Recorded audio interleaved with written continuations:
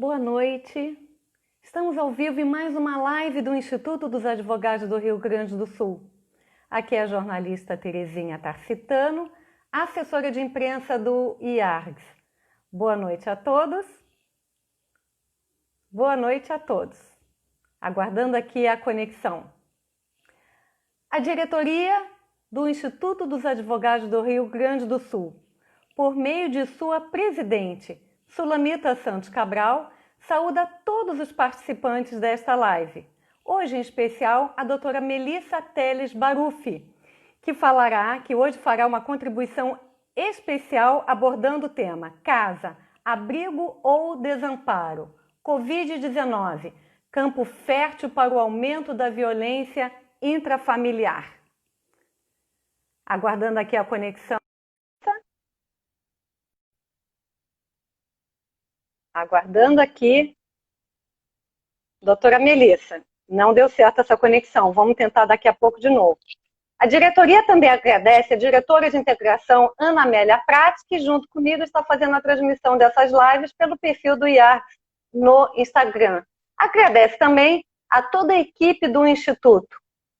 Lembre que o site, o blog, as redes sociais, o canal do YouTube estão sendo constantemente atualizados com uma variada programação online. E lembro também que tanto as videopalestras como as lives estão sendo postadas no canal do YouTube, que hoje já conta com 206 inscritos, um sucesso, estamos bem felizes com isso. Para acessar o canal do YouTube, basta colocar Instituto dos Advogados do Rio Grande do Sul ou IARGS. As atividades do Instituto dos Advogados do Rio Grande do Sul são realizadas agora por meio de plataformas digitais. Como exemplo, as videopalestras semanais do Grupo de Estudos de Direito de Família, todas as terças-feiras.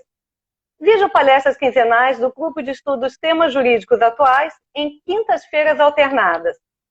Lives do Departamento de Direito Tributário, em quartas-feiras alternadas.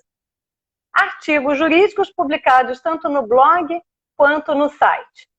Comentários sobre o livro IARGS 93 anos, postados também no blog e no site todas as segundas-feiras. E também as lives que eu e a Ana Amélia dividimos aqui às terças e quintas-feiras, sempre às 20 horas. Vou tentar mais uma vez fazer uma conexão aqui com a doutora Melissa. Vamos ver aqui.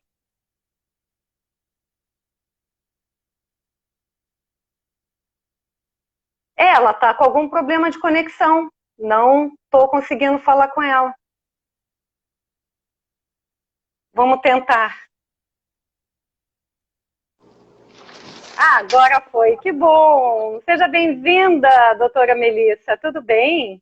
Obrigada, boa noite. Estou com som bom? Boa noite. Tá ótimo. Ah, tá consegui ótimo. Um fone. Que bom, maravilha. Então, gente, a nossa convidada de hoje é a advogada Melissa Teles Barufi. Ela é associada do IARGS. É especialista em direito de família e sucessões com foco em direito da filiação. É conselheira da OAB-RS. Presidente da Comissão Nacional da Infância e Juventude do IBDFAM. E presidente do Instituto Proteger. Hoje ela vai falar sobre o tema. É a estreia da doutora Melissa hoje, né? Ela vai falar sobre o tema Casa, Abrigo ou Desamparo, Covid-19, campo fértil para o aumento da violência intrafamiliar. Antes de mais nada, gostaria de dar as boas-vindas. Eu estava lendo há pouco aqui sobre a plataforma digital agora do IARGS. Seja bem-vinda, doutora.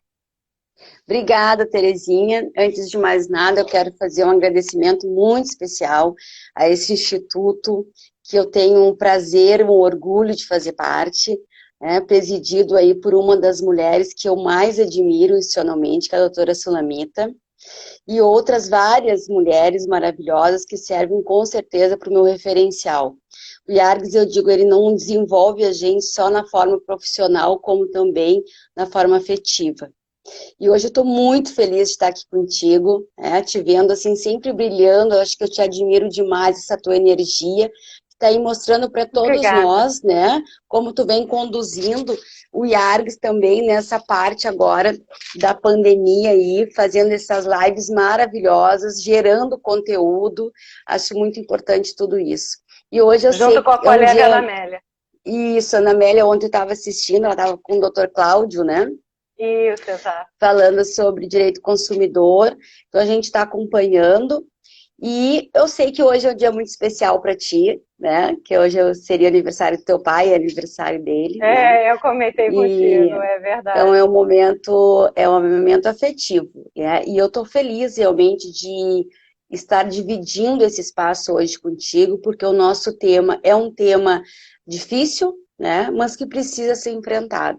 Então eu digo É uma verdade. coisa para ti, que bom que eu tenho teu coração junto ao meu para esse enfrentamento de hoje à noite, tá bom? Estamos Então juntas. fica o Todo o meu carinho Instituto, estamos especial. todos juntos. Muito obrigada, muito obrigada. Então, vamos tentar partir do princípio, né? A casa era para ser um abrigo afetuoso, acolhedor. Como que está sendo nesse enfrentamento da pandemia para crianças e adolescentes? Bom, a casa, ela abriga a família, né? A família, a gente espera que ela fosse realmente o lugar de zelo, né? De cuidado, mas nem sempre esta é a realidade, né, Terezinha? Assim como a gente estava conversando, a Sim. casa, ela está abrigando, né, pessoas realmente que são os nossos sujeitos vulneráveis, que a gente destaca aí a criança, o adolescente, o idoso, a mulher. Então, são pessoas que ficam expostas à violência, e é que a gente chama de violência intrafamiliar, né, que é a violência cometida contra esses sujeitos por alguém próximo da vítima, né? A gente conhece a violência intrafamiliar. Então, hoje a gente vai conversar sobre a violência intrafamiliar. Não que ela seja mais importante, mas porque hoje vai receber nossa atenção, mas obviamente que a gente não pode esquecer aí das outros tipos de violência, né? Como preconceito, bullying, violência institucional, a homofobia, violência contra a pessoa idosa, violência contra a mulher, que está sendo muito debatido, né, com a importância que tem, porque, na verdade, a violência intrafamiliar, a gente vai ver hoje, ela é a violência focada na criança e no adolescente, tá? Só que, obviamente, que quando a mulher está sofrendo a violência, a criança e a adolescente também estão sofrendo essa violência, porque elas estão no mesmo seio familiar, tá? Então, como é que acontece a violência, né? A violência, ela sempre ocorre quando uma pessoa ou um grupo de pessoas vai utilizar a força ou o poder, né, para agredir o outro, né, para causar ali um abalo sexual, físico, moral, né, constrangir a pessoa. Então, são temas que nós precisamos enfrentar. Nós, quando eu digo nós, né, toda a sociedade, mas nós, advogados, operadores do direito, nós precisamos sim ficar bem alertos nesse momento, para que a gente também consiga ser um instrumento de proteção. As pessoas mais vulneráveis nesse processo, doutora Melissa, quem seriam as crianças, os idosos, os adolescentes, ou um conjunto disso? O que nos aponta, né? Quem é mais violentado nesse momento? Se é a mulher, se seria a criança, o adolescente ou os idosos, né?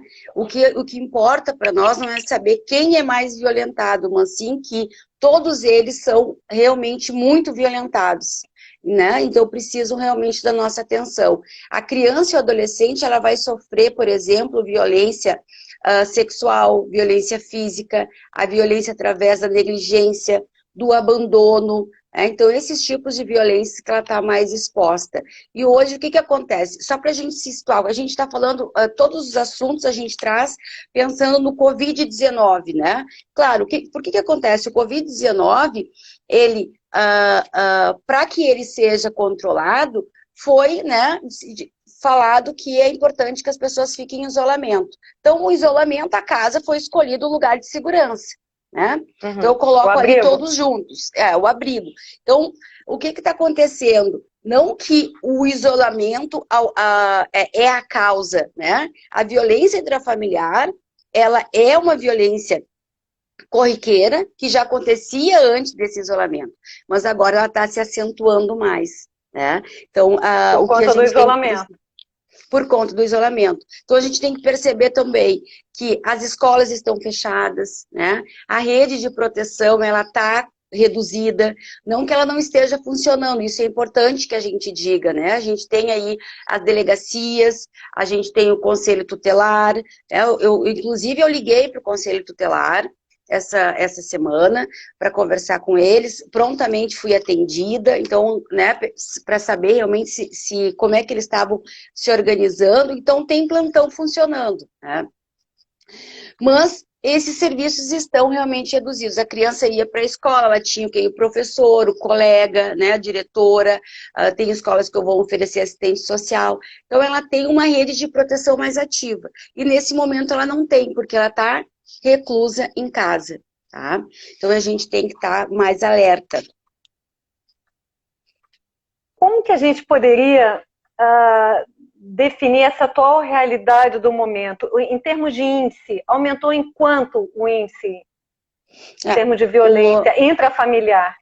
Sim, a gente já é sempre... possível fazer essa medição no Brasil? A gente tem que... Tudo que se fala de índice, a gente tem que prestar um pouco de atenção quando a gente está se falando em violência. Na minha opinião, qualquer tipo de violência. Por quê? Porque a gente sabe que a violência nem sempre ela é notificada, né? Existe uma dificuldade aí de as pessoas, inclusive, estarem fazendo as denúncias. Mas já existe, sim. A Unicef divulgou alguns números, né? O Ministério dos Direitos Humanos também divulgou alguns números. Então, a gente pode estar falando aí que abuso sexual, por exemplo, o Disque 100 está recebendo, teve um aumento de 50% de denúncias, né, de maus tratos aí em função dessa pandemia. Mas o que a gente tem que salientar em relação a índices, né? Tem um índice que eu gosto bastante de usar, eu vou abrir aqui. Depois, Terezinha, inclusive eu posso colocar algumas referências sobre o tema, até para te colocar no site, que eu acho que é importante, né? Até para as pessoas saberem aonde buscar ajuda para denunciar. Esse assunto é tão bom e tão pertinente que eu acho que seria interessante até escrever um artigo com todas essas dicas, né, essas observações, informações realmente muito importantes e bem-vindas para o nosso momento atual, né? Tem aqui, se eu puder ler aqui, a doutora Liz Jungbeck. Ela está dando boa noite e pediu que falasse sobre a violência. Vamos falar também sobre as mulheres que agridem e violentam os homens, praticando alienação parental. É um tipo também, né? Claro, nós vamos abordar esse tema daqui um pouquinho, né? Que a alienação parental, ela está dentro da violência psicológica, ela é um tipo de violência moral e violência psicológica. Né? Então a gente chega lá, a gente chega lá. O que a gente está... Eu vou ressaltar aqui um índice que eu acho bem importante, foi divulgado pelo Globo, é uma pesquisa que realmente eu acredito. Em 2018, Terezinha, foi feito um levantamento, né? E aonde apontou que há mais de 3 casos por hora de violência sexual acontecendo no Brasil. Tá? Que loucura. Então, assim, claro que se a gente dissesse assim, olha, existe um caso por dia, ou um caso por mês, isso já seria motivo para que a gente tentasse buscar com todas as forças combater. Mas, realmente, a realidade é muito maior. Então, nessa pesquisa aqui, o que vai apontar, né? Que além de ser esses 3 casos por hora de abuso sexual, a pesquisa realmente demonstra que eu tenho as crianças de 0 a 9 anos, de 10 a 19 anos, que são agredidas, né, violentadas. A maioria são meninas. E aqui, onde acontece isso? Na residência. E por quê? Quem é o agressor? Primeiro lugar, pai e padrasto. Né? Então, é uma realidade. E isso é muito antigo, não é de agora. Esse é o problema. O que a gente tem que chamar a atenção para a violência é que parece, às vezes, que ela está muito naturalizada. Né? A gente acabou se acostumando com ela. E nós não podemos nos acostumar. Se nós temos uma Constituição Federal que diz que a criança ela é ela é um ser que merece proteção, nós abraçamos a doutrina da proteção integral, nós precisamos colocar como urgente a defesa, o alcance da proteção de nossas crianças e dos adolescentes, que é uma coisa que não é feita. Então, nós falamos muito, né, sobre o tema, e o Brasil realmente ele é um país que elegeu, que possui doutrinas e legislações, inclusive infraconstitucionais, muito importantes na defesa da proteção. Mas o que falta para nós? A efetivação dessas leis. Nós precisamos sair do papel, sair da teoria e realmente ir para a prática. Talvez esse momento agora do isolamento, Teresa, seja um momento que a gente comece a pensar como alcançar a proteção integral. Porque eu sei que tu vai me perguntar logo em seguida, né? Porque tu já está assim, olhando para mim, o que a gente pode fazer? Como proteger? Né? Então, assim, essa pergunta, ela já existe muito antes desse confinamento. Só que nesse confinamento, nós estamos vendo que as nossas vítimas estão ali presas com seus agressores. Aí eu estou falando de criança e adolescente que é mais difícil. Mas aí a gente pergunta o seguinte, a tristeza é saber que uma mulher agredida, violentada, hoje ela não consegue pedir socorro. Mas a nossa realidade é que ela já não pedia muito socorro antes. Ela tem essa dificuldade. Piorou agora, né? Piora um pouco agora, porque nem na rua quase pode ir, né? Então, por isso que tem a campanha do X na mão, né? Exatamente. É interessante, que é um grito de socorro silencioso. Enfim, mas doutora... Sim, diga. Desculpa, pode falar. Pode seguir. Não era mais para poder definir quais são os tipos de agressões mais frequentes intrafamiliar. O que a gente chama, o que nos chama mais atenção quando a gente fala é a violência sexual. Mas, Terezinha, nós temos outros tipos de violência, né? Que é a violência física, como eu falei, a violência a psicológica e a violência, aquela violência da negligência, né? Que a gente sabe. E uma coisa que eu vou salientar é que essa violência, ela é praticada por todas as classes sociais. Então, a gente não tem que pensar que é só na classe X ou Y que acontece esse tipo de violência, né? A violência a negligência, ela me chama muito atenção, porque é aquela negligência que a gente sabe se a criança não é cuidada, né? Ela não vai para a escola, ela não leva merenda, o material escolar dela não é cuidado, a higiene não é realizada conforme. Então, essa negligência também tem que nos chamar a atenção. Mas eu vou destacar hoje, na nossa live, falando de violência intrafamiliar, eu vou destacar a violência psicológica. Que a violência psicológica, para mim, ao meu ver, é uma violência que precisa muito de atenção, porque ela é invisível aos olhos, Terezinha. Né? Então, logo mais a gente vai conversar, mas eu já vou adiantar, porque eu vou trazer algumas leis, né, infraconstitucionais de proteção, mas eu vou comentar uma lei agora que eu acho apropriado, que é a lei da palmada. Lembra da lei da palmada? Que ela foi sancionada, ela entrou em vigor em 2014, né? Mas o que me chama atenção nessa lei? Ela é conhecida como Lei da Palmada e também como a Lei Menino Bernardo, né, que é a Lei 13.010 de 2014. Né? Então, por que eu estou falando no Menino Bernardo agora? Porque eu vejo que é difícil da gente falar de violência intrafamiliar sem lembrar do Menino Bernardo. Porque de tudo que aconteceu, de todo o horror que aconteceu com o Bernardo nos deixou uma herança que precisa ser percebida, conversada, né, que é o quê? Olhem para a violência psicológica. Bernardo era um menino de 11 anos, ele estava sendo totalmente negligenciado, ele sofria violência psicológica, ele sofria negligência e ele pediu ajuda para a rede de proteção. Eu não estou aqui fazendo juízo de valor, ou dizendo que a rede de proteção não funcionou, porque, sinceramente, Terezinha, eu me sinto parte da rede de proteção. Não só como advogada atuante na área da infância e da juventude, mas também como uma cidadã. né? Eu faço parte, sim, da rede de proteção, porque a Constituição Federal diz que é dever de todos, né? Do Estado, da sociedade e da família cuidar das crianças e dos adolescentes. Então, eu me faço parte dessa rede. E o Bernardo faz a gente questionar o seguinte: por que que isso não está funcionando? Por que que no momento que uma criança de 11 anos ela está pedindo socorro, ela não é atendida? Né? E se eu fosse falar assim, pô, eu estou falando do Bernardo, mas eu estou dizendo o seguinte: olha, Terezinha, ele estava sofrendo uma violência psicológica, e a violência psicológica ela é invisível aos olhos. Foi difícil para a rede de proteção, foi difícil para os vizinhos, né? Acordarem, olha, essa criança está precisando de proteção. Mas Bernardo também sofria a negligência, porque ele era um menino que ficava na rua até tarde, porque ele era um menino que não se vestia bem, com um pai médico, né, com a família de um patamar, vamos dizer bem. Então, o Bernardo não estava mostrando cuidado.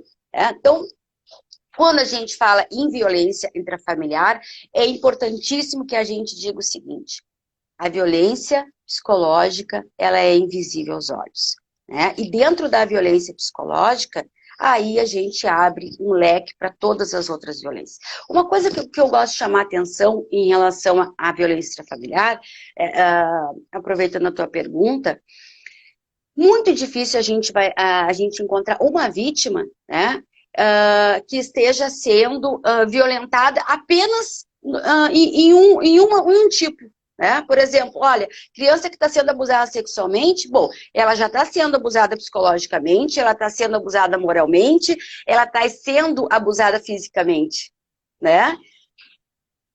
É um combo, nós temos... infelizmente. Exatamente, exatamente. Então a gente tem assim, né? Eu acredito que uma criança ou um adolescente, né? Ou uma pessoa que ela está sendo negligenciada, ela já está sofrendo o abalo psicológico. Com certeza. E eu creio que isso já era um problema de saúde pública antes da Covid, né? Antes dessa pandemia. A violência intrafamiliar. Já Sim, não era um problema de saúde pública antes? Sim, Terezinha. A violência intrafamiliar ela é considerada um problema de saúde pública há muito mais tempo, né? De enfrentamento aí. Por que, que ela é considerada... Né? Por que a violência intrafamiliar ela é considerada um problema de saúde pública? Porque ela atinge a saúde das pessoas. Quando a gente tem a violência física, a gente tem o espancamento, nós temos o abalo moral, que daí atinge na parte psicológica, e nós temos que saber que muitas violências levam à morte, né? Levam à morte pela agressão e também acaba levando à morte as pessoas também por meio do suicídio. Que a gente está falando aí, inclusive, tem uma campanha no IBDFAN, né, por meio da Comissão da Infância e Juventude, alertando e buscando formas de proteger a criança e adolescente do suicídio infantil, porque realmente o índice também é bastante alto. As crianças e adolescentes, doutora Melissa, que hoje estão afastadas do colégio, elas podiam contar lá com apoio de professores, diretores, até como proteção. Isso agora está faltando, porque infelizmente não estão podendo ir mais para os colégios, para as escolas, né? Piora um pouquinho esse afastamento de quem, de repente, poderia prestar um auxílio, uma assistente social, um professor, um diretor? Com certeza, né? Como a gente estava falando antes, essa rede de proteção, hoje ela está mais silenciada, então essa vítima, ela tem poucos recursos de pedir ajuda. Eu vou fazer um parênteses contigo, que não se trata de violência intrafamiliar, mas é algo que está atingindo bastante as crianças e adolescentes, e a gente precisa chamar a atenção dos pais, né, dos cuidadores, que é sobre a violência sexual digital. Tá? Porque agora, nesse tempo de isolamento, as crianças passaram a fazer muito mais uso dos meios eletrônicos.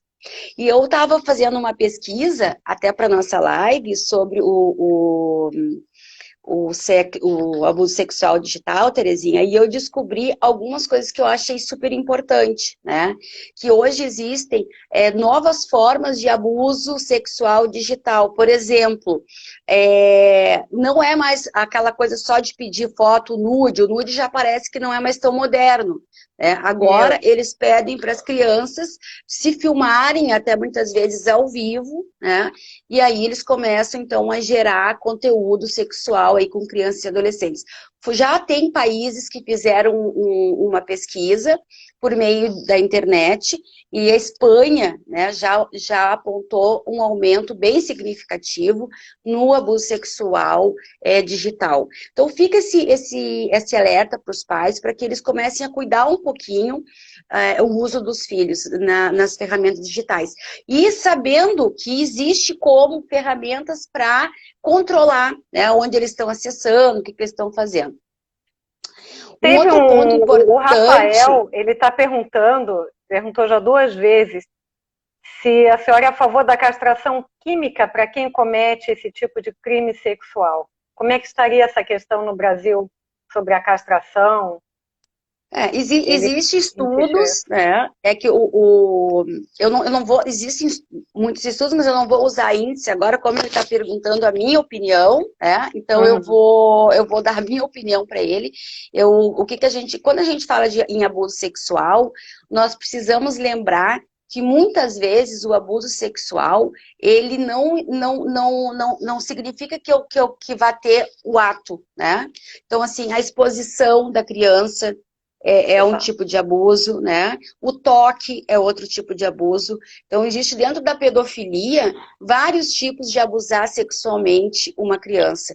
Então, não sei se esse seria a solução para o problema, né? Eu não consigo ainda... Eu tenho lugares nos Estados Unidos que um sujeito que é condenado por pedofilia, ele vai ficar marcado, inclusive na frente da casa dele vai estar uma placa dizendo aqui mora um pedófilo, né?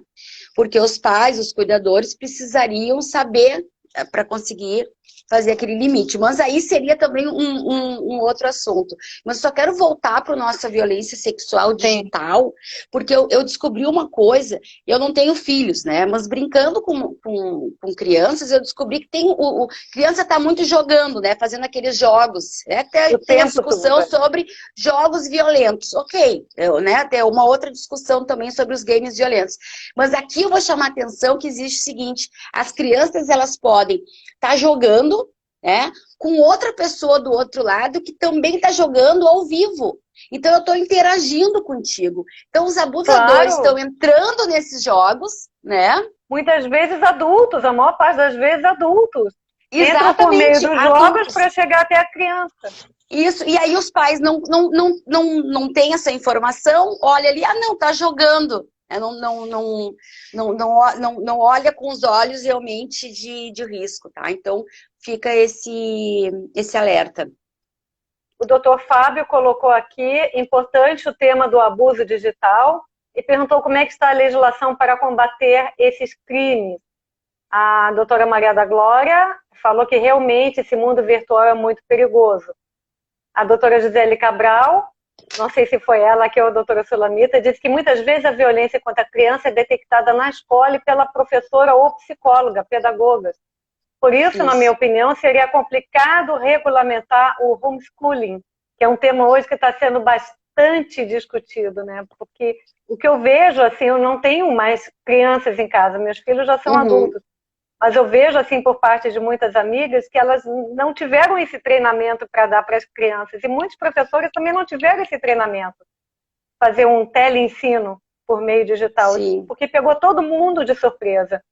E os pais têm que trabalhar, muitas vezes, fazendo home office e não tem paciência ou a técnica para poder ensinar o filho. Então, isso tudo está meio que enlouquecendo muitos pais, né?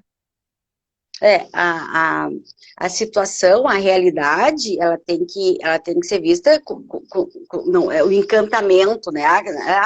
Agora vamos passar mais tempo juntos, os pais vão poder estudar com os filhos. Isso aí é o encantamento. Agora a gente está começando a ver que realmente não é assim que acontece a organização familiar. E nós não podemos negar, porque existe algo que eu preciso observar, porque quando falavam em acabar com a escola e botar as crianças para estudar dentro de casa, eu ficava pensando assim, meu Deus do céu, o que é isso? Agora a gente está tendo, talvez, um exemplo um pouquinho, né, como seria acabar com as escolas das crianças, porque fora toda essa parte de proteção, desenvolvimento social, né, que a criança tem, o apoio, a rede de proteção, nós temos que, né, ser verdadeiros e dizer, bom, se o país é um país de alto índice de violência contra a mulher, essa violência contra a mulher, essa violência intrafamiliar, ela acontece dentro de casa, que é a nossa palestra, a nossa conversa de hoje.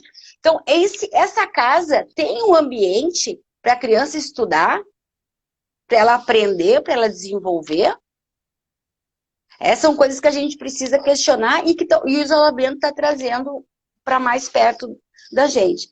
Agora, vamos colocar numa casa que não tenha violência, né? Não tem violência intrafamiliar, não tem violência contra a mulher, uma família normal, vamos dizer assim. Bom, a pressão psicológica que as pessoas estão passando pelo confinamento é inegável.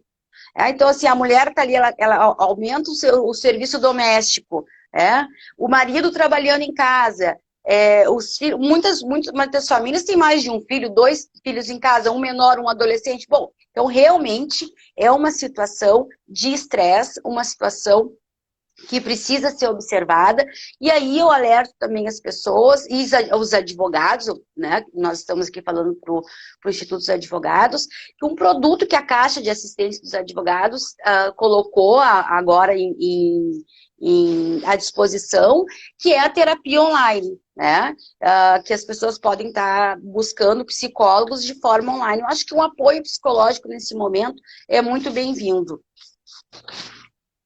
Essas pessoas que estão presas dentro de casa, de que forma poderia ajudar essas pessoas que estão sofrendo algum tipo de violência dentro de casa e gostariam de buscar uma ajuda? Que conselho poderia se dar para ela? Que tipo de ajuda? Bom, Terezinha, tu falou, acho, tem vários os países ali, a gente vai comentar daqui um pouquinho, né, buscando algumas alternativas, mas o que eu vejo? Nós temos os números que as pessoas podem estar ligando, né?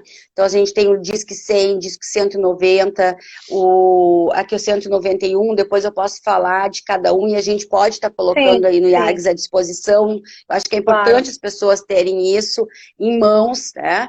Hoje as pessoas que estão atendendo nesse telefone, elas já estão mais preparadas também, sabendo o que está acontecendo nesse isolamento, né? Então assim, eu acredito que as pessoas tenham que buscar ajuda, contar para alguém, ou, né, pedir ajuda para o vizinho. E essa história de que a gente não pode botar colher na vida do vizinho, como é que é? Na vida a gente não bota, tem né? Meter a colher, né? Meter a colher. Eu acho que quando se fala de violência, né, intrafamiliar, nós precisamos colocar a colher, sim. Então, se eu estou percebendo na minha casa que o meu vizinho, eu estou ouvindo gritos, eu estou ouvindo maltratos, eu estou ouvindo xingamentos, criança gritando, né? Então, fazer o uso dos meios de segurança é uma obrigação, né? Alertando que nós somos, na verdade, nós temos a obrigação em proteger os vulneráveis. Então, pedir ajuda é uma forma importante nesse momento. Ficar alerta, né? Nós não estamos de férias, nós estamos realmente passando por um momento muito sério na vida das pessoas, então acho que a gente tem que ficar alerta em todos os sentidos. Tá? A senhora estava falando de outros países há pouco, né? Claro que esse índice de violência intrafamiliar também aumentou muito o índice em outros países. Alguns exemplos do que eles adotaram lá fora, que poderia ser seguido aqui, existe alguma diferença entre eles, em termos de proteção a essas vítimas? Eu vou pegar a minha colinha aqui, né? Porque eu realmente fiz um levantamento e achei muito interessante o levantamento, porque a violência intrafamiliar, ela não está presente somente aqui no Brasil, né? Infelizmente, não é só um país, mas pelo que a gente sabe, são em todos os países, e agora o isolamento colocou isso mais em evidência, sim, tá? Então, assim, começando lá pela China, a China triplicou as ocorrências de violência doméstica nesse momento de isolamento, mas me chamou a atenção a França, que ela também teve um aumento de 32%, e ela tomou uma medida importante, ela paga quartos para as vítimas que estão passando por violência doméstica. Então, assim, aqui como a gente tem o auxílio, lá, então, se a mulher, né, denunciasse que está com problema de violência doméstica, para ela poder sair de casa, eles pagariam diárias em algum hotel, em algum lugar. Em Portugal, ainda não tinha dados quando eu fiz o levantamento, mas eles também fizeram uma campanha, disponibilizaram o 0800 e fizeram uma campanha de isolamento é necessário, mas pode aumentar o risco da violência doméstica. No Reino Unido, os telefones para o Serviço Nacional de Denúncia contra Abuso cresceram 65%. No Brasil, a gente teve também um aumento bem significativo, que já Direitos Humanos tinha registrado, um aumento de 9% nas ligações para 180. E no Rio de Janeiro, a gente teve uma notificação de mais de 50% aí nas denúncias de violência doméstica. Nos Estados Unidos, o próprio vírus virou uma arma de violência contra a mulher. Então, eles detectaram lá que diziam o seguinte, olha, se tu ficar doente, se tu pegar o Covid, tu não vai ter acesso à saúde, porque tu está em isolamento. Não deixavam as pessoas lavarem as mãos. Então, para a gente ver, assim, que a violência, a doméstica, ela é muito extensa, né? Aqui, nessa pesquisa realizada, e ela diz isso, e eu concordo, que essa violência intrafamiliar, ela realmente ainda nem mostrou, né, todo o iceberg, assim, que é só uma pontinha, que muita coisa ainda tem para acontecer. Tá?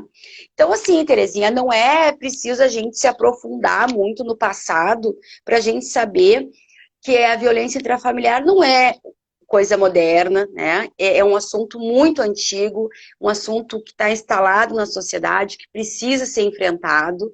Isso aí a gente vem desde o tempo aí do patriarcado, né? Onde a gente tinha os filhos totalmente dominados, né, submetidos à vontade do pai, a mulher submetida à vontade do pai, do marido, essa situação de violência perpetuada, né, na nossa sociedade, e que realmente precisa de ser enfrentada. O pai, ele tinha poder sobre o filho, né, inclusive sobre a vida do filho, ele podia castigar o filho para levar o filho à morte, que nada acontecia. Então, hoje nós temos essa situação ainda, como eu digo, que a herança, né, nós temos essa herança de violência.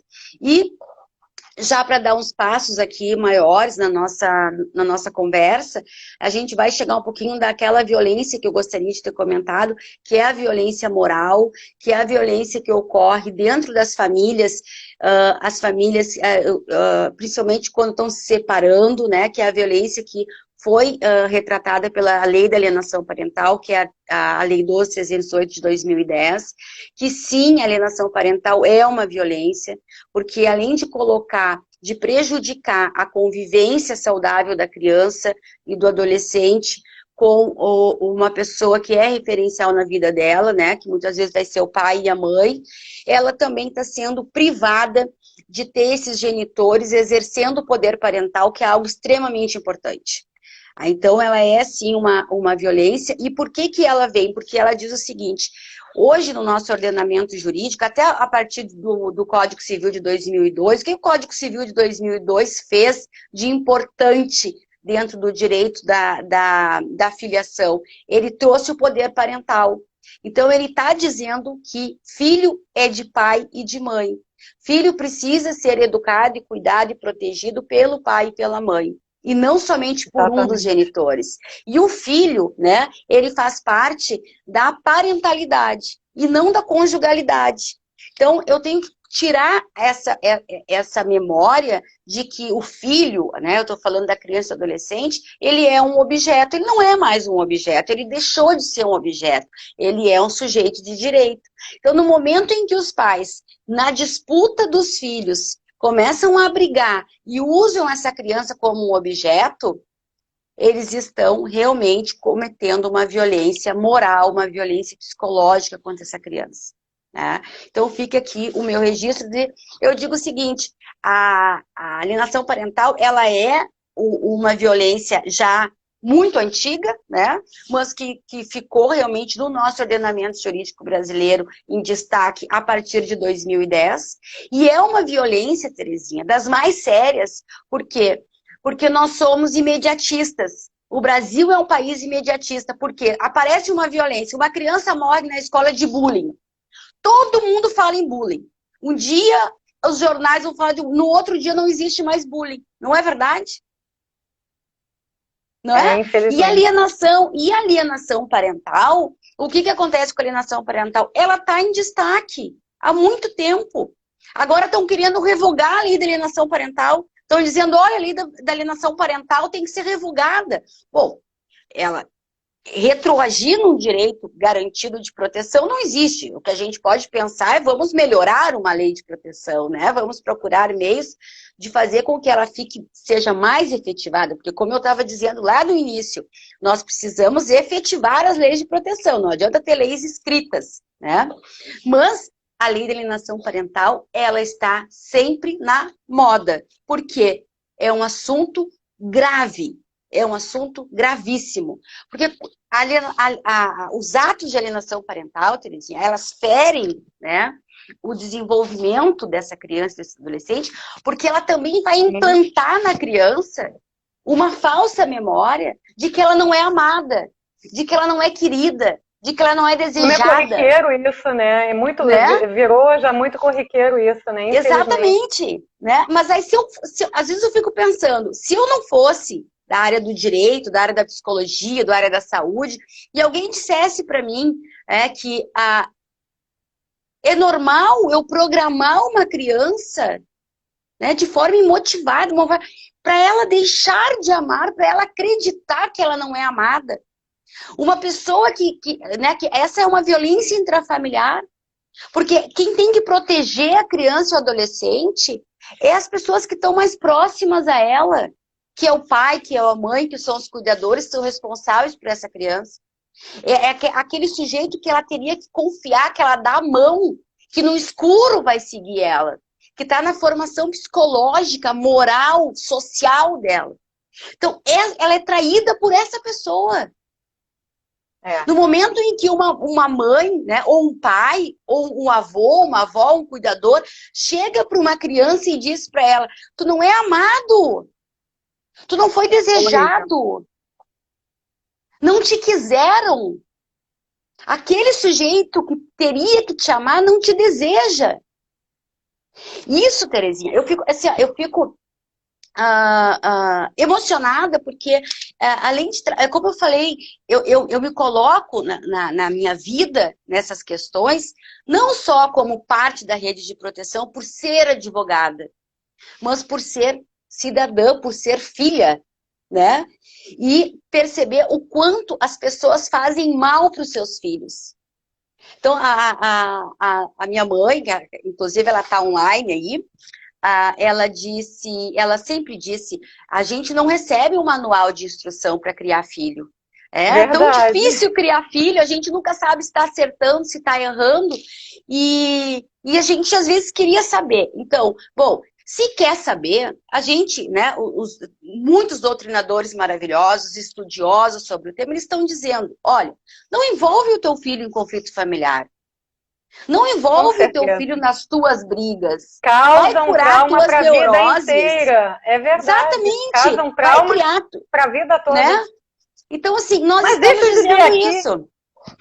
Alguns comentários, doutor Gustavo Iurren falou que a doutora Melissa fez um excelente trabalho como diretora da Caixa de Assistência dos Advogados. A doutora Cláudia Barbedo falou que é uma situação bem difícil nas famílias. Melissa maravilhosa. Tema sensacional. A, a Cláudia também falou bem propício o tema. A Ana Matiello, a violência aumentou na época da pandemia e as denúncias diminuíram. Então, por aí vamos, né? Diversas mensagens a respeito, parabenizando e todos bem participativos. Eu acho que seria importante, acho que se der tempo de falar sobre os dispositivos legais que surgiram mesmo depois da Constituição de 88. Quais seriam os principais dispositivos? Será que dá tempo só para fazer um resuminho? Claro, a gente conversa. Quanto tempo a gente tem, Terezinha? 15 minutos. 15 minutos, isso tá porque bem. a próxima palestrante hoje não vai poder falar que ela está com outro compromisso. Então, a gente vai ter mais uns 5 minutinhos. Que bom, que bom. Bom, agradecendo aí a presença de todos que está mencionando, a doutora Cláudia Barbedo, né? Uma grande referencial na minha vida profissional. A doutora Cláudia, ela é doutora na parte que se fala de alienação parental para o idoso, que é importante a gente falar, lembrar, né? Da existência da alienação parental do idoso, que hoje a gente tem muitos idosos aí, e lembrando que a gente não deve abandonar os nossos idosos, né? Que isolamento não significa claro. desculpa para abandono afetivo, tá? Bom, após, né, ali a Constituição Federal que a gente tem que lembrar sempre do nosso Estatuto da Criança e do Adolescente, que é uma norma extremamente... eu digo completa, porque realmente se o nosso estatuto ele fosse colocado em prática, ele teria uma grande possibilidade aí de auxiliar no alcance da proteção integral, tá? O Código Civil, como eu falei, que eu faço uma referência, porque ele trouxe o poder parental, a Lei 1262 como alienação parental, a Lei 1358 de 2014, que é a Lei da Guarda Compartilhada, que também auxilia muito nessa parte da proteção da violência que a gente estava conversando, porque ela tornou a guarda compartilhada obrigatória, independente da briga dos pais, né, daquela briga conjugal dos genitores, dando às crianças aí a possibilidade de serem... de conviver com o pai e com a mãe de uma forma mais equilibrada. Outra lei que a gente mencionou, que é a 13.250 de 2016, que dispõe sobre as políticas públicas para a primeira infância, né, que a gente acabou não comentando, que a primeira infância realmente ela é extremamente importante. A Lei Bernardo, que é a lei da palmada, que crianças e adolescentes têm o direito de ser educadas e cuidadas sem o uso de castigo físico ou de tratamento cruel ou degradante, como forma de correção, disciplina, educação, qualquer outro pretexto. Aqui nessa lei eu faço também um parênteses, Terezinha, porque essa lei, eu gosto da lei da palmada, porque ela gerou uma confusão total. Eu ouvia gente dizendo, mas que é isso? Eu não posso educar o meu filho com uma palmada? Então, ela serviu para chamar a atenção, mas a verdade, e a triste verdade, é que, infelizmente, a gente tem que regulamentar uma situação dessa, porque nossas crianças, elas são espancadas, a gente não está falando de um tapa de amor, de um tapa de correção, nós não estamos falando daquela surra de vara que a gente levou da mãe um dia, né? Que até acaba ficando de forma carinhosa, mas nós temos que saber que as nossas crianças são espancadas, nós temos índices altíssimos nos hospitais, que as crianças chegam realmente com traumatismos, né, e essas outras questões. Então, a gente precisa prestar muita atenção nessa lei. Tá? A alienação parental está sendo um tema bem polêmico aqui, doutora, só para Rafael Queiroz, que a alienação parental é praticada de outras formas muito mais discretas e covardes, dificultando, impedindo, solicitando à justiça a proibição do convívio. Enfim, a doutora Solamita Santos Cabral falou, Melissa, parabéns pela importante palestra, tema muito relevante no quadro da pandemia. Obrigada, doutora Solamita, que privilégio. Isso aí. A doutora Cláudia Barbedo perguntando como nos precaver da alienação parental. Então, um tema que eu acho que merecia uma live inteira para poder falar sobre isso, porque realmente é um tema muito polêmico, né? Exatamente.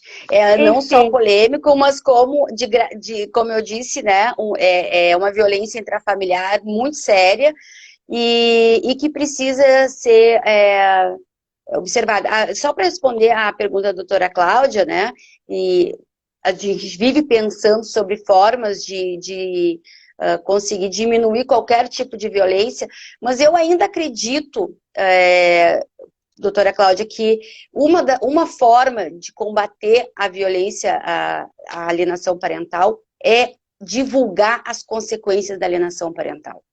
Eu acho que ainda não perceberam a alienação parental na sua gravidade.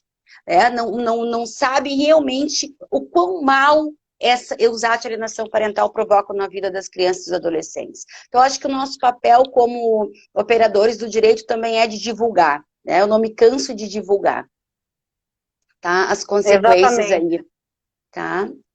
Doutor Pedro Alfonsin dizendo, Melissa Teles, excelente profissional. Está aí o registro do doutor Pedro Alfonsin. Sim. Agora ele entrou, então assim, eu vou realmente, então o doutor Gustavo já estava ali, né, falando sobre o Previne, eu falei realmente sobre o trabalho que a Caixa está prestando nesse momento do Covid, que está sendo excelente, é um orgulho para todos nós, e essa parte do apoio da parte de psicológica, realmente é essencial, né? Nós realmente, acho que o mundo todo nunca precisou tanto da área da psicologia. E a Caixa de Assistência aí está oferecendo esse serviço de uma forma excelente.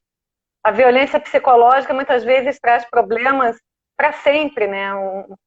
A criança leva isso para a adolescência, para a fase adulta e acaba às vezes até repetindo um pouco do que sofreu. Difícil, por isso que a gente sempre chama também psicólogos para poder falar a respeito. Doutora Melissa, a gente se aproxima quase do final, então conclua o que a senhora tem que dizer, porque eu gostaria muito que a senhora pudesse dizer os canais para poder fazer as denúncias. Tá. Mas conclua. Sim, não, eu ia contar agora um caso de violência psicológica, mas a gente não vai ter tempo, vai ter que ficar para a próxima, né? E esse tema realmente ele mexe muito, né?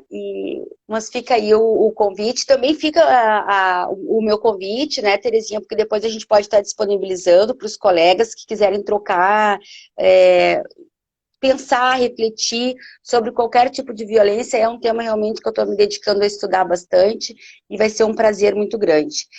Aí, voltando só, a gente vai disponibilizar ali na página do IARGS depois os canais de denúncia, né? Isso aí precisa estar à mão na geladeira, as pessoas precisam saber. Um pedido que eu faço extremamente importante.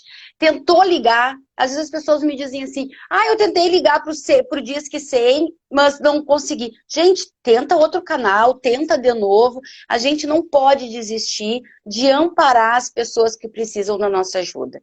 Nós podemos salvar uma vida. Essa é a nossa triste realidade, que nós podemos salvar uma vida, porque a violência realmente ela está tirando a vida das pessoas. Tá? Então, o que a gente tem, Terezinha? Nós temos os Disque Direitos Humanos, que é o Disque 100, não é só para a mulher, a gente pode estar denunciando qualquer tipo de violência. Nós temos a Polícia Militar, 190. Outra coisa importante, o Disque 100 pode ser de forma de denúncias anônimas, sim, é gratuito, tá? A pessoa às vezes não quer se identificar, não precisa se identificar, ela vai passar a ocorrência, ela vai dizer, olha, no endereço tal, está acontecendo, né, tal fato. O Disque 190 também é gratuito, funciona 24 horas. Polícia Rodoviária Federal 191, que recebe muitas denúncias de casos de violência sexual de crianças e adolescentes. Polícia Federal 194, Polícia Civil 197, tem o Proteja Brasil, que é um aplicativo que a gente pode estar baixando no celular. Então, nós temos o Conselho Tutelar, como eu estava dizendo no início, apesar de estarem com serviços reduzidos, eles estão trabalhando em plantão. O Conselho Tutelar aí, ele precisa também, eu gosto de elogiar os conselheiros, porque a gente sabe que a missão deles é uma missão árdua, difícil, né? Eles são encarregados de tantas coisas, e às vezes, para quem conhece os conselheiros tutelares, né, algumas unidades, eles não têm recursos, às vezes eles têm que pagar gasolina para ir até os locais, e eles realmente se dedicam, e precisam aí do nosso apoio, e são instrumentos de proteção muito importantes dentro das comunidades.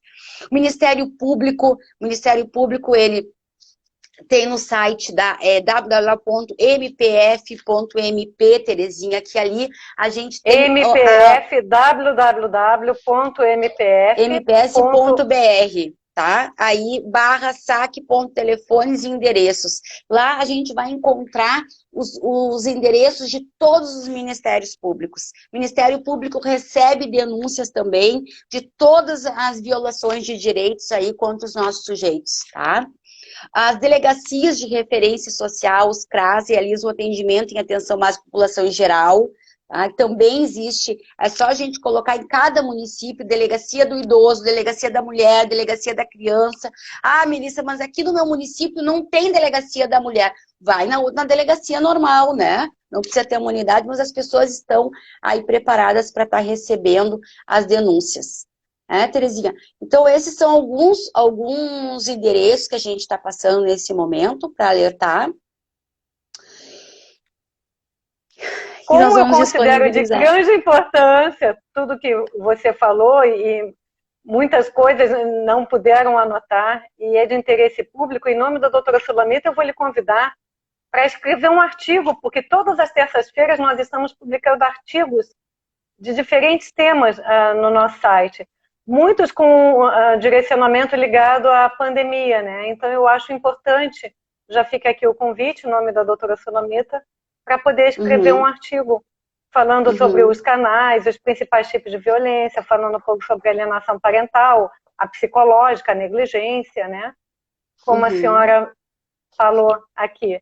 E gostaria que pudesse fazer assim uma conclusão para eu poder só apresentar, pode permanecer aí, só para fazer uma apresentação da próxima convidada da live de terça-feira que vem. Então, estamos com 5 minutinhos para terminar. 5 minutinhos? 5 Bom, minutinhos.